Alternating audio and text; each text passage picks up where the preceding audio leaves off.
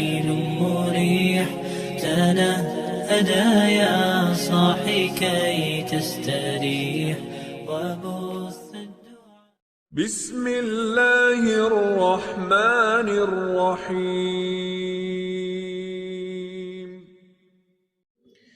نعمتوں کو پہچانو، شکر کرو۔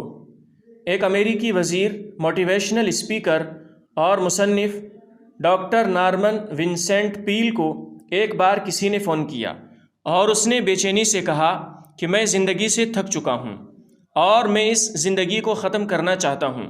میری زندگی مسائل سے بھری ہوئی ہے۔ اس کی پوری بات سن کر ونسنٹ پیل نے اسے فوراً اپنے دفتر آنے کو کہا۔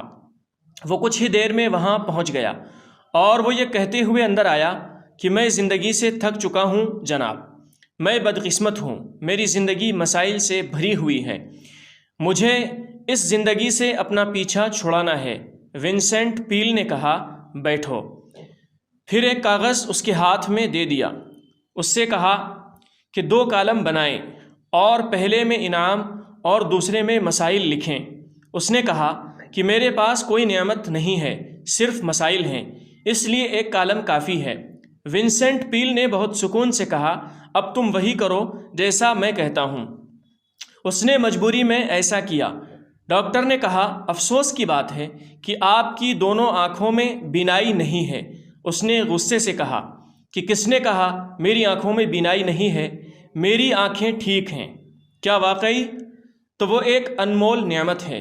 نعمت والے کالم میں لکھیں میری آنکھوں میں بینائی کی طاقت ہے۔ اس نے ایسا ہی کیا۔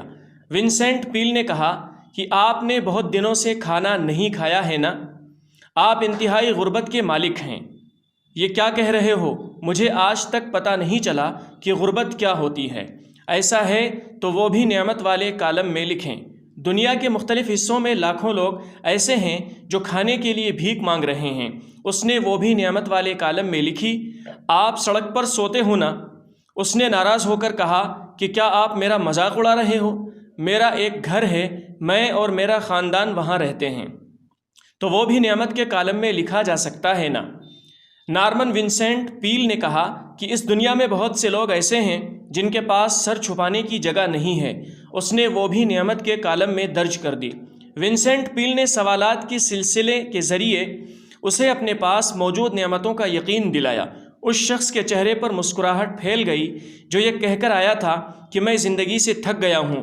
وہ خوشی خوشی واپس چلا گیا اور تم نے جو کچھ مانگا اس نے اس میں سے تمہیں دیا، اور اگر تم اللہ کی نعمتوں کو شمار کرنے لگو تو شمار بھی نہیں کر سکتے۔ حقیقت یہ ہے کہ انسان بہت بے انصاف، بڑا ناشکرا ہے۔ قرآن۔ جو بند دروازوں کے سامنے خاموشی سے کھڑے رہتے ہیں وہ اکثر اپنے ارد گرد کے کھلے دروازے بھول جاتے ہیں۔ مسائل کو دیکھنے والوں کی نظر میں مسئلہ نظر آئے گا اور حل تلاش کرنے والوں کی نظر میں حل نظر آئے گا۔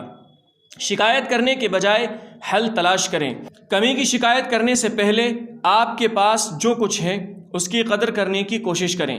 حقیقت کو سمجھیں کہ ہزاروں لوگ ایسے ہیں جنہیں کچھ نہیں ملا، جو ہمیں ملا ہے زندگی خوشیوں سے بھر جائے گی۔ آئیے آج ایک کاغذ پر ہمیں جو نعمتیں ملی ہیں ان کو لکھتے ہیں۔ ہمیں یہ سمجھنا چاہیے کہ ہم کتنے خوش نصیب ہیں اور اللہ کا شکر ادا کریں۔